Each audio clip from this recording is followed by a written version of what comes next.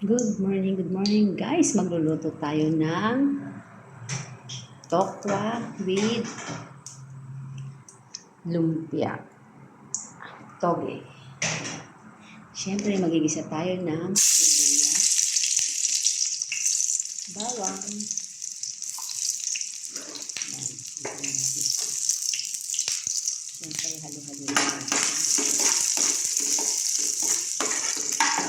Hirap ang walang taga-hawak guys. Kaya pasensya na. Talaga.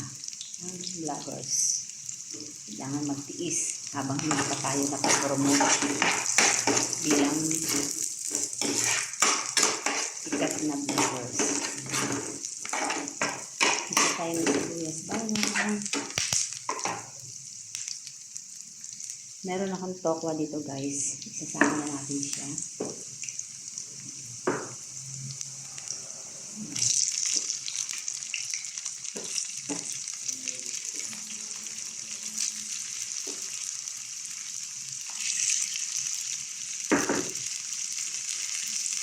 Ito lang ang lahat ng tokwa.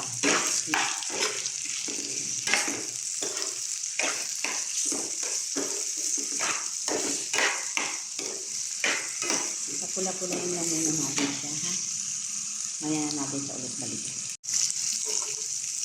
Ayan na guys, mapula-pula na yung ating tokwa. Lagyan na natin yung toge. Ito yung toge.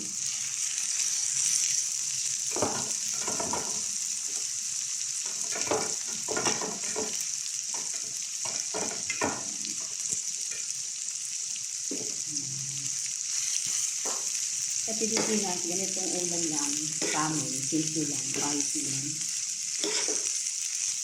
Ang halian namin yan. Kasi wala naman masyadong, minsan walang pera. Tokwa yung lagi niluluto ni mama. Ito naman ang gawa ni mama namin, tokwa, na may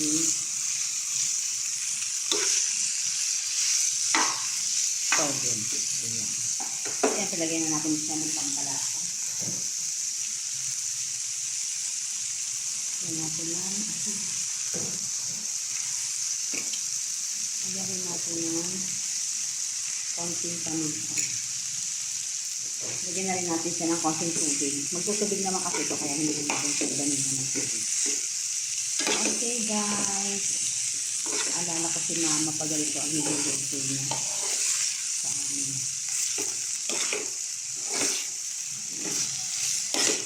Masarap. Simpleng ulam, maraming mabubusog. Hindi kami masyadong nagtitinapay sa umaga. Laging kanin, umaga, tanghali at gabi. Kasi siyempre marami kami, 10 kami ng araw, mga anak niya, tapos magtitinapay, tapos mahal pa ang tinapay. Siyempre, kukulangin yun, tapos ang mahal pa ng bilihin. Kung mahal pa ngayon, nagmahal pa rin yung din dati. Kaya, ang ginagawa ni mama at papa, pagluluto ng ulam, kanin, kahit umaga, tanghalian, hapunan, merienda nga, ano pa kami, kanin. Yan, para lahat makakain. Ayun ang katira nila. Ayan na guys, luto na po ang ating ulam ng tanghali. Napakasarap na toge na may tokwa. Minsan nakakalimutan ko rin yung mga pangalan sa atin. Ganito lang talaga guys ang ulam namin pag tanghali. Walang pera sila mama at papa. Pwede na to. After na. Bye. Comment lang po kayo. Please follow for more Abel Aguilar channel or Kirorsan channel. Ayan na guys. Meron na tayong masarap na ulam. Ang toge with tokwa. Diba napakasarap? Gisa-gisa ka lang ng sibuyas bawang. Ulam na yan sa atin. Pero kung bibili ka sa ibang restaurant, medyo mahal na rin. Bye-bye. Thank you for watching. Ayan, nilutuan kita ng masarap na ulam para magkaroon ka ng sigla.